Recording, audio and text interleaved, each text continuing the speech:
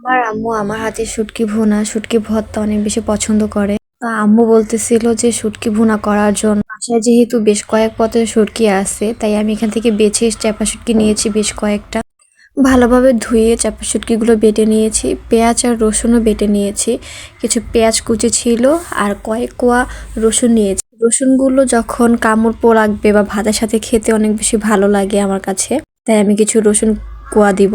তারপর হচ্ছে কড়াইতে আমি তেল দিয়ে দিলাম, সরিষার তেল। ভালোভাবে গরম হওয়ার পরে এর মধ্যে আমি পেঁয়াজ আর মরিচ কুচি দিয়ে দিব। কিন্তু আমাদের বাসায় ঝাল কম খায়, তাই আমি একটু মরিচের ঝালটা একটু রাখতে চেয়েছি, শুকনো মরিচের ঝাল একটু কম দিয়েছি।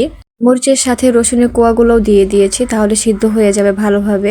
এর মধ্যে আমি এখন লবণ দিয়ে দিয়েছি, আর যেই শুটকিগুলো বেটে রেখেছিলাম সেটা একটু পানি দিয়ে গুলিয়ে নিয়েছি। যদি কোনো কাটা থাকে তাহলে সেটা পানির সাথে নিচে নেমে যাবে, একসাথে সাইড হয়ে যাবে, তাই আমি পানিতে গুলিয়ে নিয়েছি। আর চাপা শুটকিতে কাটা থাকলে ভালো লাগে না। তো পানিগুলো সব দেওয়ার পরে আমি হলুদের গুঁড়া আর পরিমাণ মতো মরিচের গুঁড়া দিয়ে দিয়েছি, ভালোভাবে কষিয়ে নেব। ভালোভাবে কষিয়ে নিয়েছি, বেশ কয়েকবার পানি দিয়ে দিয়ে ঢেকে রেখেছি। আপনারা চাইলে এখানে অন্য কোনো মশলা ব্যবহার করতে পারেন, যে যেভাবে খেয়ে অভ্যস্ত। আমি এখানে জিরা বা ধনিয়া গুঁড়া কোনোটাই অ্যাড করিনি, আপনারা চাইলে করতে পারেন। আর এটা অ্যাড করলে ঘ্রাণ থাকে না শুটকি। বেশ কয়েকবার পানি দিয়ে কষানোর পরে ফাইনাল যখন রান্না হয়ে যায়, তেল উঠে গিয়েছিল, আমি এবার নামিয়ে নিয়েছিলাম। তো আমার কাছে খেতে অনেক ভালো লেগেছিল, আম্মুর কাছেও বেশ ভালো লেগেছিল, যেহেতু আম্মুর অনেকদিন যাবত খেতে ইচ্ছে করছিল।